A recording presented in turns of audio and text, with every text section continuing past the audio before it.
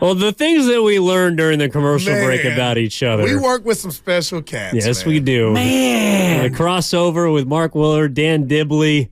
Willard, who has a teenage daughter, Yes. that's why he was up on Shake It Off. I played Mariah Carey's, my version, done by the great Jermaine Dupri. He produced that song. Yeah, I like You the weren't River wrong. Blues. You weren't wrong. Okay, right. Thank you.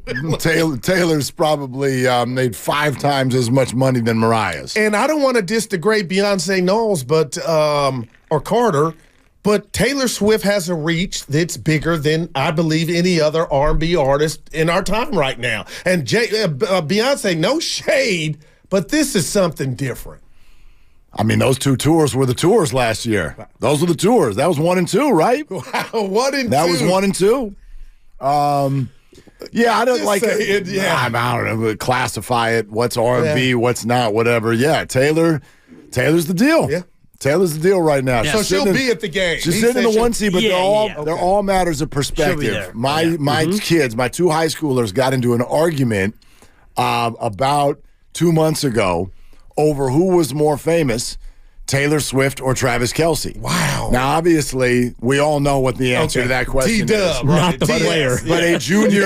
But a junior in high school who's a boy and his world is surrounded by fantasy football. Sure. I love it. He's like, what are you talking about? Everybody knows who Travis Kelce is. I would have loved to have been there. I for just that sat there and smiled, like Yeah. as my 14-year-old daughter's like ears almost detached from her brain, Right. as she tried to explain to this boy that you don't Taylor know. Swift is about 58 times more famous than Travis Kelce. no doubt about but it. that was his perspective. Yeah, like not in his world. How many people this year found out about Taylor Swift compared to how many people found out about Travis Kelce? Good point. Good Yep. point. And Yep. Taylor right now, number 2 in the world in the Spotify streams right now. Could I Who's ask number one? who's one? Drake?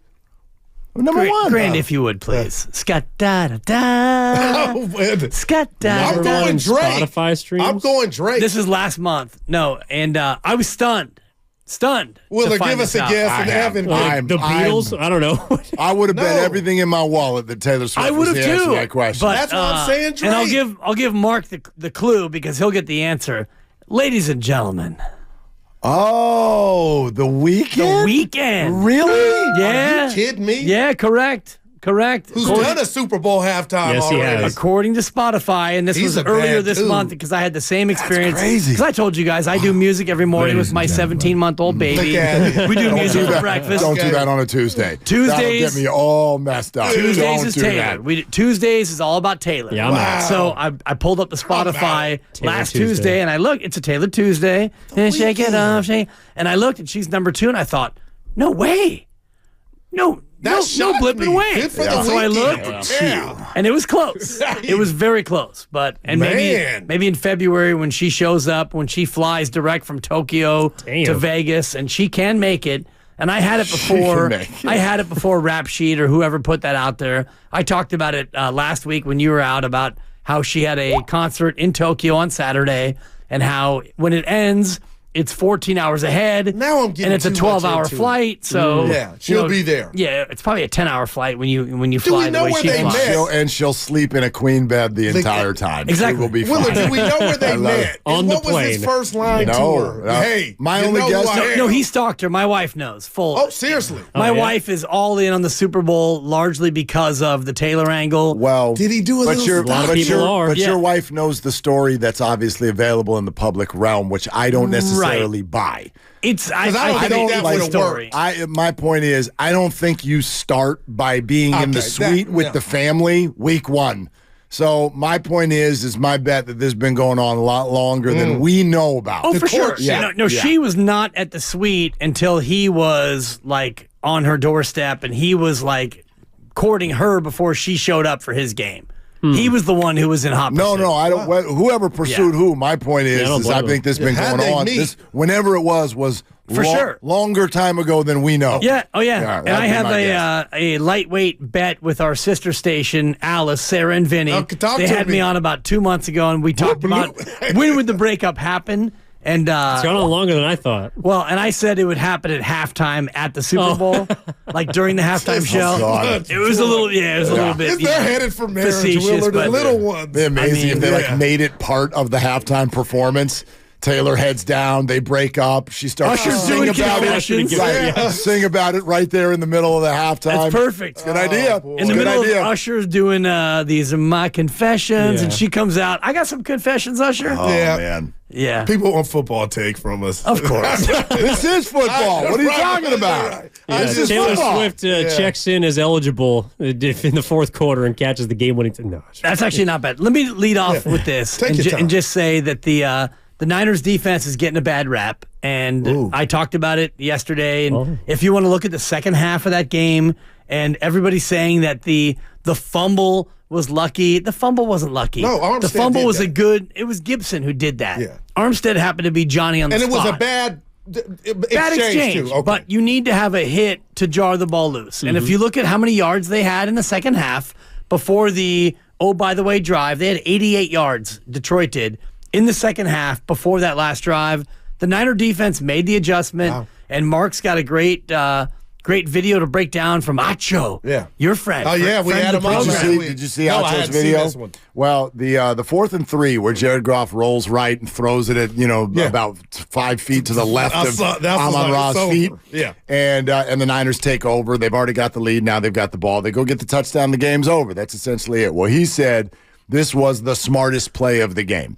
And he does a 90-second breakdown on why the 49ers won the game on that play, in his check it out. opinion. Okay. family. And basic idea, just for me to give you like a quick synopsis of it, is that the Lions are on that play are trying to outsmart the 49er defense, and the Niners outsmart the outsmart. And they do it. Steve Wilkes is the one who deserves the ultimate credit for it. Dre Greenlaw for pulling it off. The 49ers lined up in what appeared to be man-to-man. Okay.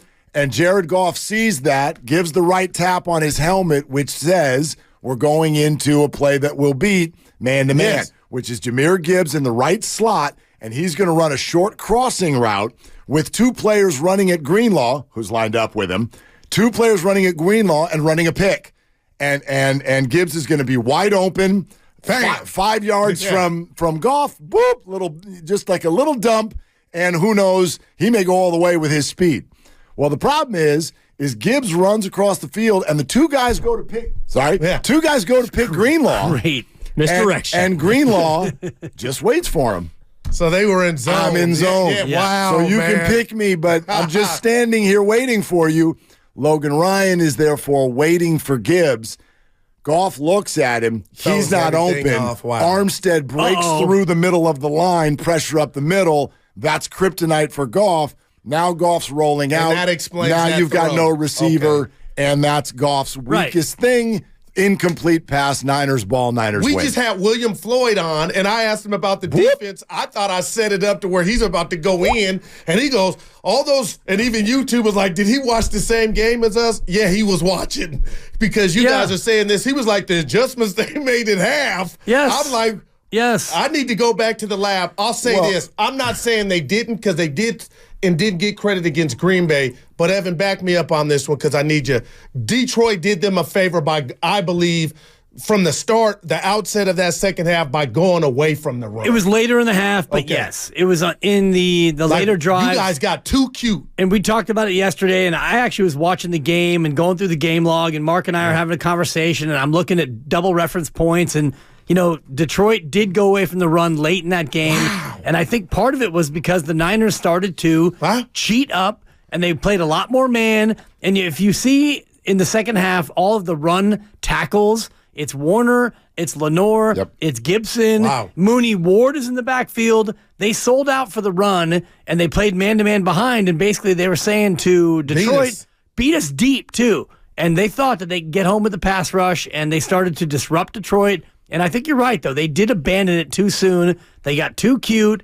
And that 4th down play that Mark was just describing. I knew that couldn't have been the play. It was That was not the play. They got fooled. They got fooled pre-snap, though. That's what was cool. That's the stuff we don't like. You don't see that when you're sitting there. The game within the right? game. You got corn chips on your face, and you're just like, ah! Get us You know what I mean? Like, you don't see that. Evan was Jay-Z in- You don't yeah. see that. Evan was in Yeah. the press box. Yeah, no, it did look like in the second half there was more of what people call changing the picture. Like in the first half, you just basically lined up and said, our four up front are good enough to beat your line. That was not the case. Yeah. They just absolutely stuffed it right down your throat. And I thought that the one time in the first half as well as the second half where we saw Detroit go away from what was working was when they tried to get cute. I mean, we saw, I think, a reverse flea flicker in the first half. exactly. That was the Why? one drive they didn't score in the first half. In the second half, you see a flea flicker. I think Ben Johnson was trying to, I don't know, put something on his resume for a job that apparently he's not going to take now. That's and so he's shocking. back with the Lions. Like, I just think that by the time also that they got to the point where they wanted to throw the ball, it was kind of already too late because the game was tied. Like, bing, bang, boom, they score 14 quickly. They get right back in the football game. And instead of saying, all right, let's get back to basics, it felt like the Lions, to me, decided to try and open up the playbook instead of shrink it. I mean, I give them this. That all happened so fast and with so few actual offensive plays from the Lions. Right. We talked a lot about this, and I think people may forget. So, spotlight the moment. It's 4th and 2. The Lions are up 24-10. And In it's 4th control. and 2. Yeah. Could kick a field goal. They didn't. But think about it through the eyes of Ben Johnson. You run a play that, I mean, Nick Bosa knocked Goff off his spot a little bit. But it worked. But it worked He enough. slipped. He should have had him. Threw the Yeah. ball out to Reynolds. He did. Reynolds drops the ball. Okay. Now, Ben Johnson, nothing you can do about that. Niners go down, make it 24-17. Okay, you still got the lead. You have the ball. What do they do on first down? They run the ball. It gets stuffed. Okay? Next play, we're going to throw the ball over the middle to Sam Laporta. Sam Laporta's there, but it gets jarred loose by, I think, Fred Warner.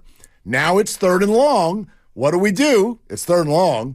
Well, you throw it out to the right to Josh Reynolds and nail his 8. Man. The ball hits his 8, and he drops the damn ball. Man. Okay, and by the way, actually, I'm jumping ahead. I forgot the drive in between. You forgot the fumble. Which was one play drive, fumble. The fumble, yeah. So Ben Right there. Johnson, Fumble-a. he didn't go away from the run. He only had 5 plays.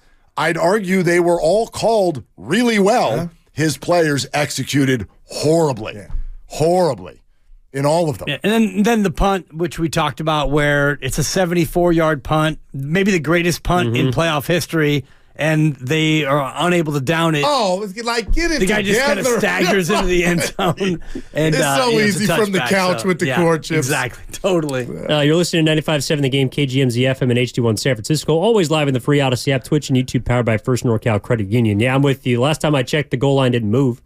Right. The white chalk has been there at 100 yards every single play, but the guy just lost it. That's just amazing It's a beautiful how much punt. that happens, man. It's a beautiful punt. Well, think about it. You're running full speed. Yeah. And then you got to look back over your shoulder. Where's the ball? I got to keep an eye on all this and know exactly where your feet are. But I got one job, Willard. Yeah. can't No, I go mean, that across the spatial line. awareness is, but it happens all the time. But that was one of those punts that bounced straight up. Straight this up. wasn't one of those Yes. like You're right. diagonal. I gotta go gotta chase panic it. and I gotta hurry No. and I gotta make sure He had time, yeah. He had He'd been all better kinds off of letting time. it bounce again. And Exactly, See, and let's right? just see. I mean, it might have bounced in the end zone, but it might have bounced the other way. It might have bounced the other way. You know, So you're saying the Lions choked more than the Niners came back? no, I'm not. But Nice. any, Box him in. like, Box him, Gerson. any 17-point Shout out to deficit, Gessler. you know, that's if you're going to overcome that, then there's a little of both, and you're going to need the ball to start rolling downhill, which it did for the 49ers. But there's another side to it, and this conversation we're having for me is part of it. Like if I went out in the streets of San Francisco right now. Great TV show. And I bring up to every 49er fan out there, and I say, do you believe that the 49ers should be favored in this game? What kind of answers do you think I would get? Wow, I love where you're going. If I'm giving the fans the benefit of the doubt, I would say no. Okay. If they're not being a homer, Dibs, I would think I would be like, you know what? Kansas City should be favored. So why are the 49ers favored? They're also 0-2 against the spread in the postseason. Okay, that's the spread. Well, At home. and your That's- boy at knows home. that. Yeah. But we're no. not talking even about covering. We're favored. talking about Well, it means they gotta win. who's supposed to win the game. I'm going Kyle. With a question mark. I mean, that was Kyle. I mean, Andy But you're Reid's on right. the other side. I think Patrick Mahomes on the other side. But I think people are looking at the Chiefs and they're saying, when are they going to be the team from the regular season? Like, when are they going to be the team that plays like they lost 6 games this year and got beat by Russell Wilson? They lost to Green Bay, I think. And what was the other bad The one? Raider coach. Aiden O'Connell. Yeah, Aiden O'Connell. Oh, Yeah, God. remember that. Yeah, Patrick Mahomes. Their last loss, Back-to-back yeah. defensive touchdowns. Yeah. On back-to-back plays. Yeah. Was that Christmas? also lost to They Philly. played on Christmas, right? They also lost to Philly. So and that's But not that looking was like a good look. respectable. Philly hadn't fell off. Yeah. Yeah. I'm But not go even. ahead. I'm not giving you a definitive answer yet. If you want Dibs, well, I mean, we text my guy during the game and ask him to explain it. Yeah. My Dude in the odds business. maker buddy. But I look at this and what I think is baked into our perception is that our expectation of the 49ers this year was so high. Not even saying that that's wrong, but it's so high that we are not even fully willing to accept these victories unless they are demoralizing the other best teams in the NFL. Say that again. The other best teams So we're style in the pointing? NFL. We are. We absolutely are. The 49ers are underappreciated. Wow. Yeah, They're underappreciated. You are But told. if you do Yeah, that, I isn't don't that buy that. I but do. Willard, let me just say this to don't that. buy it. Isn't that a compliment if you're looking at the Niners from that prism? If you're style pointing the wins, the compliment Maybe. is you're Billy Badass, you're loaded. We see that, and the expectations or standards If they are just would higher. have executed the wins the way that we thought they should have executed the wins, they'd be favored by 4 or 5 points. But they didn't. They had to survive Green Bay, and they had to, oh my God, Detroit. So that's why the expectations are different now in terms of the national scene. Brock Purdy has played every single NFC playoff team, and he won them all. Now, the style can be whatever you want it to be. And I'm not. But where's the underappreciation at? The underappreciation is for the fact that we sit here today. First of all, we are asking the 49ers to not just win, but you have to win a certain way. That is, in my opinion, in professional sports, asking too much. That's a little bit ridiculous to say that you are so much better than the competition that we don't just want you to win, we want you to win a certain way. It's almost as if, go back to Kevin Durant's Warriors, they lose one playoff game. If we got to the end of the playoffs and went, now why'd you lose the one game? That's all they lost. though. Yeah, They were they were 16. Right. But why'd you do that? Why didn't you go 16-0? They were 15-0. Right. So Right. And then they lost. Right. And I don't think this- anyone was like, oh my God. No, They but stink. Exactly. but that's what this feels like to me. But this is different because you faced a quarterback who had never played in this stage in Jordan Love, and he had you by the short hairs, and you had to dig deep and get a Brock Purdy drive to win, and then you let Detroit go up 24-7 at home. So Brock Purdy now has been in all situations? No, but I'm he's not been gonna in give- these situations more than Jordan Love More has. than Jordan Love. Jared Of Goff's course. been in them more than Brock Purdy has. Right, and Okay. it took the defense to figure things out in the second half to give Brock Purdy a chance Right. to even win this game. There's more than one I way think to that eat they're the being Reese's. appreciated at the level they should be because they're going up against Patrick Mahomes. This is not like you're going up against Detroit or Green Bay. But most 49er fans do not think they're going to win. See, I do not- disagree with I don't know that. that. And we can open up Oh the my God. phones. And We've been pretty I don't know Everybody where- I don't know where everybody I'm you're- talking to. Yeah. Everybody I'm It's- talking okay. to. I just asked you guys. You don't think they But should let be me just favored? run this by Do you. you? So You're talking about a team, not with an upstart Jordan Love, that's won 2 of the last 3 Super Bowls. I just don't think it's the end of the world if I'm a Niner fan to go into this game with our new rookie. I don't think that's a bad thing, or it's almost giving Kansas City what you're saying we're not giving San Francisco. And I believe when you're a 9-point favorite in Vegas and then you follow that up with a 7-point favorite at home, that's a compliment to me. That is people telling you we think highly of your team. Well, you're sort of putting two different groups together. Like, first of all, I'm not even saying that there aren't compliments tucked into this. I'm more focused on the confidence of the fan base in this team, which I think is shaky. I think that even though it's Andy Reid and Mahomes. Yes, no matter who it is, they're in the Super Bowl. They're in the Super Bowl, and I can't compare it to any of the other trips to the Super Bowl in terms of the confidence that the fan base feels on the way in. It's as if a lot of the fans are going, this is amazing, we're here, but I'm not sure we're supposed to be. Were you more confident last time against Kansas City with Jimmy G? Hard to remember. Kind of that one was by the way, it was a similar spread. Yeah. It was a similar spread. 3, right? But remember, Niners by 3? Yeah, like I think it was pretty even by the time we got to kickoff. We can look it up. By kickoff, but I they think opened at 2.5. The Niners against Baltimore, This I year. feel And you were more confident than you were against Pat Mahomes the first time. And remember, that team was not supposed to even be a winning team, though. Preseason. Sure, with Kaepernick. That's part of what I'm getting at. Part of what I'm getting at is that this whole season, for many people, did not feel like it started until Sunday. It's like even Kyle spoke to it. If they they're had to get back underappreciated- to the same game, they had to get back to the same game, and that felt like the starting block. And they won, but they didn't win in a way that makes people feel comfortable about their defense. I'm not saying anybody's wrong. But I'm saying that the San Francisco 49ers have now been dancing at this level 4 times in 5 years, and they are in the Super Bowl for the second time, and that's an unbelievable achievement. And I hear a lot of people still think this is a shaky group, and I don't think you get to these points as a shaky group. You have to be willing for this to look a bunch of different ways. Well, I think is my point. If they were underappreciated, I think they're probably close to properly appreciated, it would be because they were overrated coming into the postseason. And maybe that's how people are feeling like, oh, well, actually, they shouldn't have been 10-point favorites against Green Bay. They shouldn't have been a touchdown favorite against Detroit. Duh, obviously, because you won by 1 point or you won by 3 points in both. I think that this is also a 49ers team that I look at the totality of both them and the Chiefs.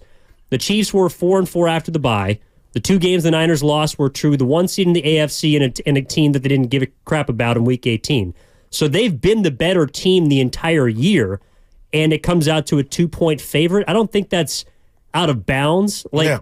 I mean, I don't know. But I'm not talking about the spread. I'm talking about what we think of the spread. I think it's pretty 50-50. I don't think 49er fans think that they should be favored. Well, I think we're 12 days away, and I think as you get closer, you might feel differently than you do right now, because right now you're thinking about all the things that went wrong on Sunday, and you're thinking about how, if you're a negative Niner fan, you're thinking about how you got lucky against Detroit, and you're thinking that, man, you should have taken care of Green Bay and you should have polished off Detroit, and you didn't. So you're feeling some kind of way. We're 12 days away. I think as we get closer, I do think that the Niner fan confidence level will go up. Maybe. And it'll match, where it should be, because, this Mahomes offense is not what it was in 19. No. And this defense is far better than it was in 19. And we talked about it yesterday. Yeah. It's kind of an inverse of the last matchup where, they're such different teams. The X factor is the Niner defense. If the Niner defense plays as well as we think that it should, and they didn't against Detroit, but if they do play that well, then they're going to win this game by 10 points. The interesting thing, I think, is that Vegas's quote-unquote, and whatever word you want to use, their sort of admiration, their respect for the 49ers has been above what I think the fan bases has been all year long. We spent a week talking about why are they favored in Philadelphia. We didn't understand that. And then the perception leading up to what was a thought about the Super Bowl, 49ers and Ravens. Because I assume the Super Bowl for the Niners. Of course. But I talked to a lot of people. We did this with Ephraim on the Fox show last week, prior to us knowing who was going to be in the Super Bowl, knowing that the Ravens had done what they did to the 49ers on Christmas. I said, and the Niners had that shaky performance against Green Bay. The Ravens had blown out Houston. I said, what do you think the number will be if they play? Ephraim's like, Ravens 4.5. Wow. I go, you're off by a touchdown.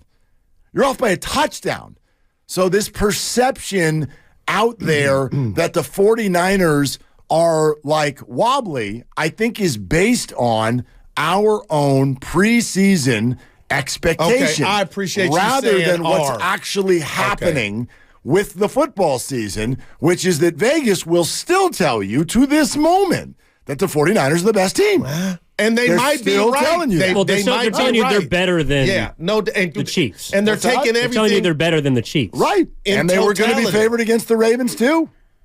Well, They were. I'll tell you this. This is why I love X. I know we're about to get out of here, but this is why I love X, because you don't get much to say, but when you do write something, it hits you. And I think of 2 tweets. Shasky's halftime tweet of what if that would have stayed the same, the streets we would be talking about. You could disagree or agree, but I was like, that hit me. In your tweet after the Green Bay game where I told you, Well, that was just but that's prime example stressful. to you. I'm going to use it against Yeah, you. Niners You were fans can't like, enjoy wins. I didn't like any of this. I couldn't enjoy it. Oh, but that wasn't based on disappointment. That was But just wasn't it? stress. Yeah, can't enjoy wins. but Can't stress, enjoy I 'em. think you didn't think like a lot of people thought the Niners were going to experience playing Green Bay as 9-point favorites. I listen. Did I think it was going to be that close? Maybe not. But again, anybody who read that tweet as even a tiny bit of disappointment is Well, too reading close it for completely comfort's wrong. how I took I'm it. just saying it was Okay. stressful. Yeah, right. I told everybody at that party. Okay. You and I, we watch these games.